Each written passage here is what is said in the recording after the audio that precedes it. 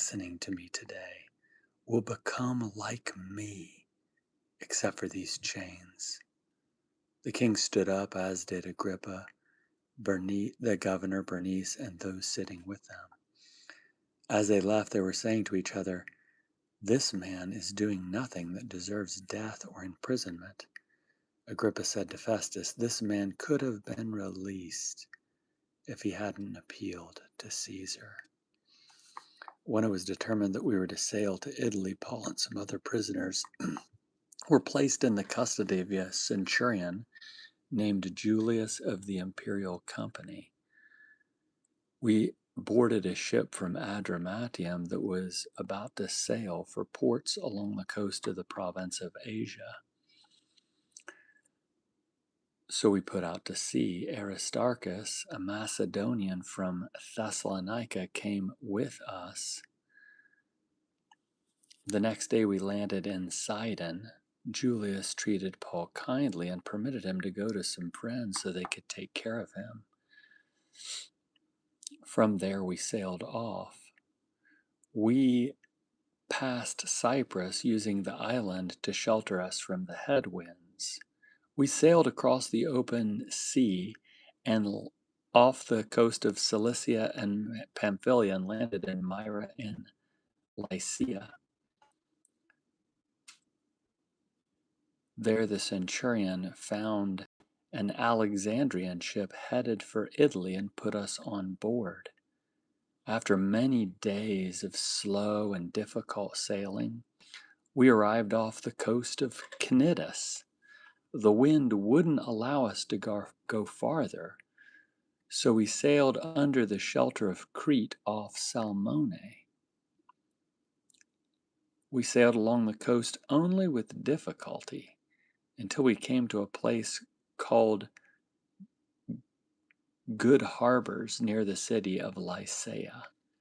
Much time had been lost, and the voyage was now dangerous, since the day of reconciliation had already passed. Paul warned them, "Men, I see that our voyage will suffer damage and great loss, not only for the cargo and ship, but also for our lives." But the centurion was persuaded more by the ship's pilot and captain than by Paul's advice. Since the harbor was unsuitable for spending the winter, the majority supported a plan to put out to sea from there. They thought they might reach Phoenix and Crete, and spend the winter in its harbor, which faced southwest and northwest, when a gentle south wind began to blow. They thought they could carry out their plan. They pulled up anchor and sailed closely along the coast of Crete. Before long, a hurricane-strength wind, known as a northeaster, swept down from Crete. The ship was caught in the storm and couldn't be turned into the wind. They gave into it, and they lowered the anchor and let the ship. So we gave into it, and it carried us along.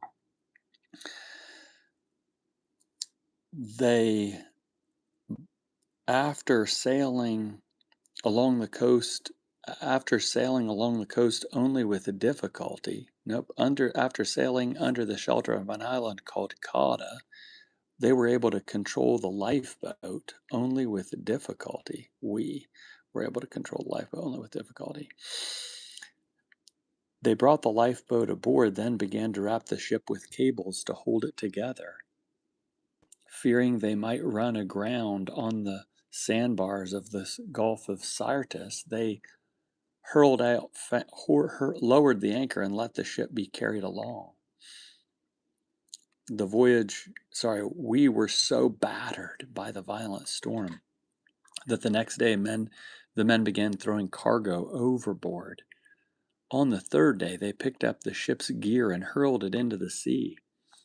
When neither the sun nor the moon appeared for many days, and the raging storm continued to pound us, all hope of our being saved from peril faded. For a long time, no one had eaten. Paul stood up among them and said, "Men, you should have complied with my instructions not to sail from Crete. Then we would have avoided this damage and loss. Now I urge you to be encouraged. Not one of your lives will be lost, though we will lose the ship. Last night an angel from the God to whom I belong and whom I worship came and stood beside me. The angel said, 'Don't be afraid, Paul. You must stand before Caesar. Indeed, God has graciously given you everyone sailing with you. Be encouraged, men. I have faith in God that it will be exactly as he told me. However, we must run aground on some island.' On the 14th night, we were being carried across the Adriatic Sea. Around midnight, the sailors began to suspect that land was near. They dropped a weighted line to take soundings and found the water to be about 120 feet deep. After proceeding a little farther, we took soundings again and found the water to be about 90 feet deep. Afraid they might run aground somewhere on the rocks, they hurled out 4 anchors from the stern and began to pray for daylight. Just before daybreak, my bad. The sailors tried to abandon the ship by lowering the lifeboat into the sea, pretending they were going to lower anchors from the bow. Paul told the centurion and his soldiers, Paul said to the centurion and his soldiers, unless they stay in the ship, you can't be saved from peril. The soldiers then cut the ropes to the lifeboat and let it drift away. Just before daybreak, Paul urged everyone to eat. He said, "This is the 14th day you've lived in suspense and you've not had even a bite to eat. I urge you to take some food. Your health depends on it. not, not one of you will lose a single hair from his head." After he said these things, he took bread, gave thanks to God in front of them all, then broke it and began to eat. Everyone was encouraged and took some food. In all, there were 276 of us on the ship. When they had eaten as much as they wanted, they lightened the ship by throwing the grain into the sea.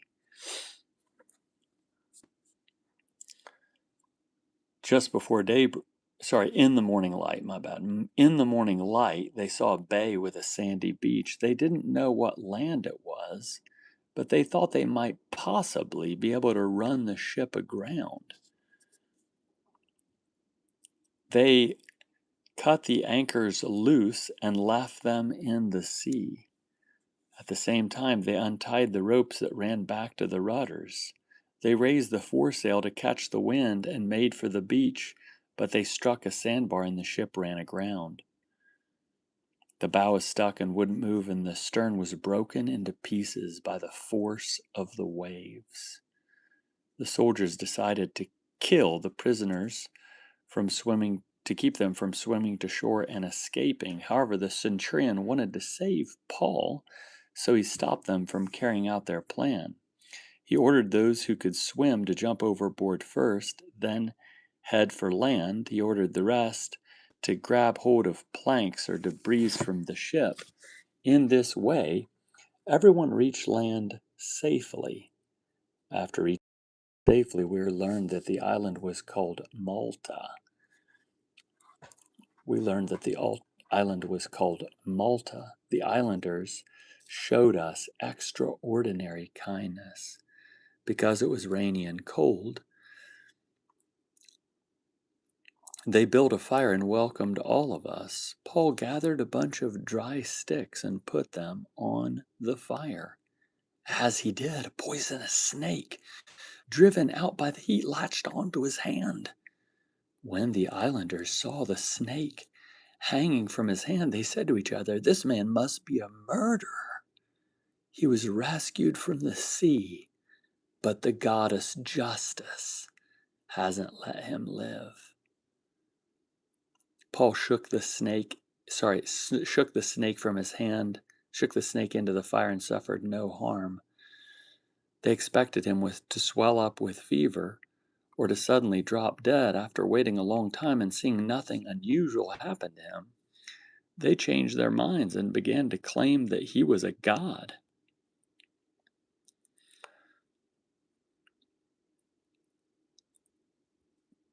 Publius, the island's most prominent person, owned a large estate in that area. He welcomed us warmly into his home as his guests for 3 days. Publius's father was bedridden, sick with a fever and dysentery. Paul went to see him and prayed. He placed his hand on him and healed him. Once this happened, the rest of the sick on the island came to us and were healed. Came to him and were healed. They honored us in many ways. When we were getting ready to sail again, they supplied us with what we needed.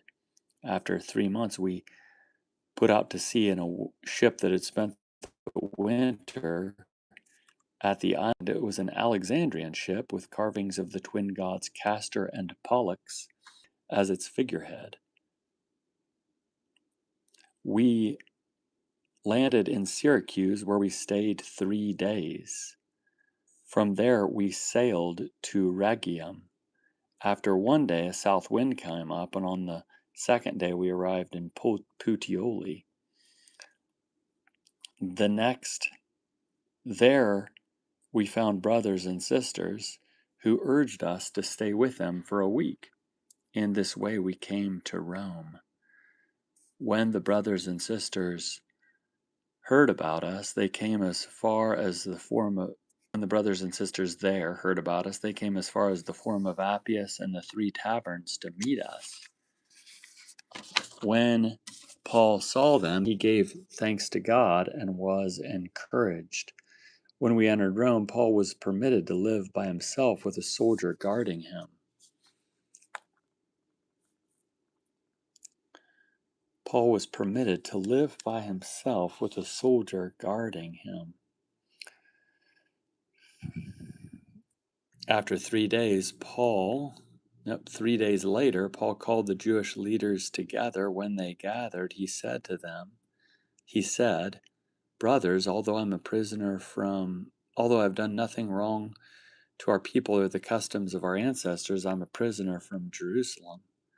They handed me over to the Romans, who intended to release me after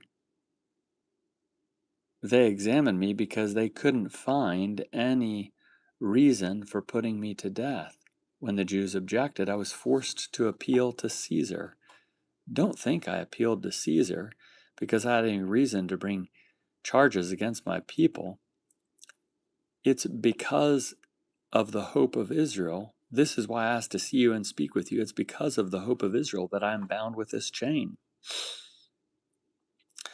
They responded, "We haven't received any letters about you from Judea, nor have our brothers come and reported or said anything bad about you, but we think it's important to hear what you think, since we know that people everywhere are speaking against this faction." On the scheduled day, many people came to the place where he was staying. From morning until evening, he explained and testified concerning God's kingdom and tried to convince them about Jesus through appealing to the law of Moses and the prophets. Some were persuaded by what he said, but others refused to believe. They disagreed with each other and were starting to leave when Paul made one more statement. The Holy Spirit spoke correctly when he said to your ancestors, "Go to this people and say, you will hear, to be sure, but never understand. And you will certainly see, but never recognize what you are seeing.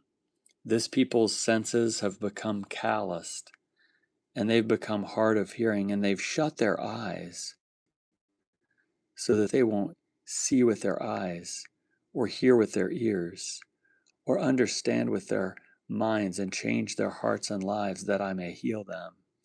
Therefore, be certain of this: God's salvation has been sent to the Gentiles. They will listen."